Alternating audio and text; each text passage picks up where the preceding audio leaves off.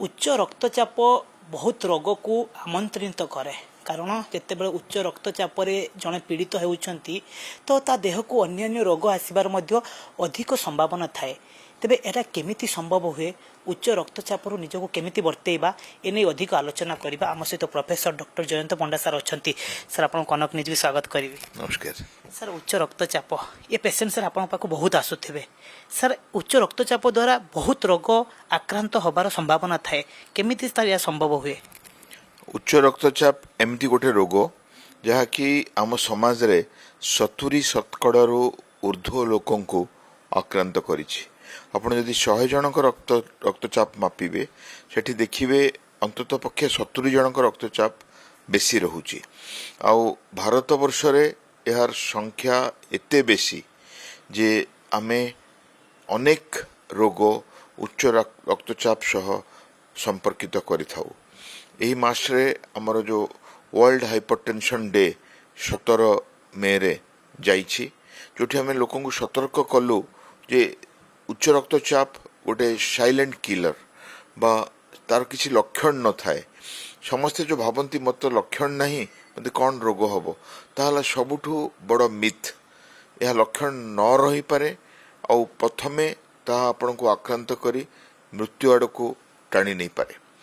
तार संपर्कित रोग प्रथमे हला हृत्पिंड जदि रक्तचाप बढ़े उच्च रक्तचाप एगेंस्ट रे हार्ट को पंप कला बेले अनेक कष्ट करिया को पड़ी थाए से हार्ट रो साइज बढ़ी जाए और ब्लड प्रेशर भी बढ़ी जिबार द्वारा हार्ट उपरे बहुत स्ट्रेन पड़ी थाए बा हमरो हार्ट इरेगुलर हबार इस्केमिक हार्ट डिजीज हबार एथेरोस्क्लेरोटिक कार्डियोवास्कुलर डिजीज हबार हार्ट फेलियर हबार संभावना देखा दी थाए। द्वितीय ऑर्गन जहाँ उच्च रक्तचाप रे इफेक्ट हुए ताहला किडनी ताको आमे नेफ्रोस्क्लेरोसिस कहू। ए उच्च रक्तचाप हमर किडनी रो जो वेसल्स ताको मध्य स्क्लेरोस्ट कर दिए और ताहा मध्य रोगीर लक्षण को अनेक भाव में बढ़े दिए। एल्बुमिनुरिया हुए परिस्रा रे प्रोटीन जाए और रोगीटी अबस ही पड़े और तार किडनी कारण जोगु देह हाथ मुह फुलिबा आरंभ करे। तृतीय ऑर्गन जहाँकि उच्च रक्तचाप रे आक्रांत हुए ताहला मस्तिष्क। आमे पैरालिसिस विषय जानिचे रक्तचाप जो 200 सिस्टोलिक आउ 100 डायस्टोलिक रु बढ़ी जाए सेठी आमर मस्तिष्क रे रक्तक्षरण हवार संभावना थाए जोटी कि आमर पैरालिसिस हवार संभावना थाए और रोगीटी पक्षाघात रोग रे पीड़ित होई वर्ष वर्ष शय्याशायी हेई रहिबा आमे देखिचे। सर वर्तमान ये रोग कहीं सर बढ़ुची अधिक आउ गोटे तार एंड ऑर्गन हला पेरिफेरल आर्टेरियल डिजीज हमर गोड़र हो हाथर हो बा विभिन्न अंगर हो आर्टेरी मध्य ब्लॉक हो जाए सेठी गैंग्रीन हुए और विभिन्न प्रकार अंग प्रत्यंग इफेक्ट हुए। तो आपण मस्तिष्क कहतु कि हृदय कहतु आपण गोड़ कहतु बा आखि कहतु आमे किडनी कहू बा देहर पेरिफेरल आर्टेरीज कहू ए सबू आमर उच्च रक्तचाप द्वारा आक्रांत होता है। उच्च रक्तचाप बढ़िबार कारण है आमर जीवन शैली अत्यधिक खराब।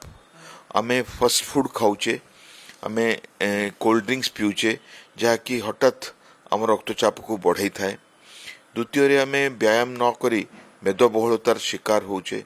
अनेक चिंता समाज रे छोट पिलाठू आरंभ करी गृहिणी पर्यंत वयस्क लोक आरंभ करी ऑफिस जाउथवा लोक पर्यंत समस्ते स्ट्रेस द्वारा आक्रांत थांती बा चिंताग्रस्त थांती। आपण स्क्रीन टाइम देखिबे टीवी हो कंप्यूटर हो बा आमर मोबाइल स्क्रीन हो समस्ते अंतत पक्षी 6 घंटा रु 7 घंटा स्क्रीन टाइम बितौचंदी जहाँकि 2 घंटा भितर सीमित रखिबा कथा। आउ सेठी स्क्रीन रे सोशल मीडिया ब्राउज करू करू लोक राति राति सोउ नहांती और स्लीप डिप्राइवेशन मध्य सेमानकर देखा जाउची। अल्कोहल टोबाको कैफीन ए प्रकार एडिक्शन अनेकांशरे ए उच्च रक्तचाप को बढ़ी दी थाए।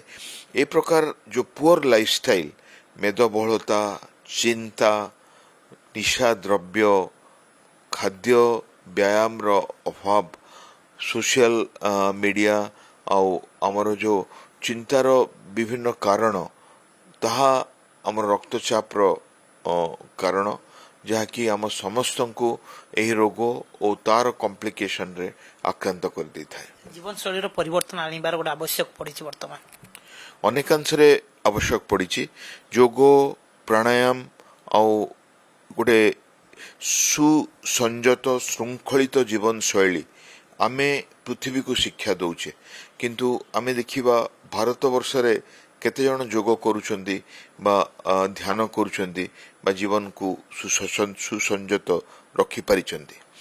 तेणु आमे तंतु जातीय खाद्य खाइबा पनीपरिवा सलाड फल अनेकांशरे खाइबा बा फ्राफेज बा फाइबर अनेकांशरे खाइबा जहाँ आम रक्तचाप को कमेइबो।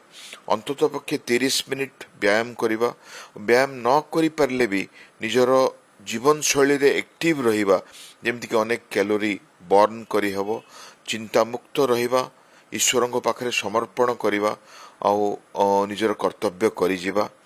आमर स्क्रीन टाइम को मोबाइल टीवी बा कंप्यूटर हो 2 घंटा भितर सीमित रखिबा अंतत पक्षे 6 रु 7 घंटा सोइबा और कौनसी निशा द्रव्य जेमिति कि सिगरेट पान मद ताठू दूर रे रहिबा।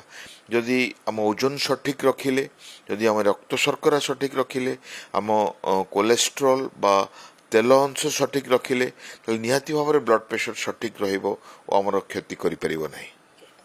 प्रतिक्रिया में नौथिले प्रोफेसर डॉक्टर जयंत पंडा सारंकर उच्च रक्तचाप वर्तमान चिंतार कारण पलटि 70% लोक एथिरे आक्रांत होउछंती। तेबे सार जो भली भाव में कहते जे कि जदि जीवन शैली परिवर्तन आनिबार वर्तमान आवश्यक रही यंग जेनेरेशन कथा कहतु जो माने वयस्क लोक अच्छा से कथा कहतु एमाने जदि से जीवन शैली परिवर्तन न आनिबे तेबे हुए तो आगो को ये उच्च रक्तचाप आहुरी बढ़ी पारे। कटकरू कैमरा पर्सन राजकिशोर पंडा कालीचरण रंजित कनक न्यूज।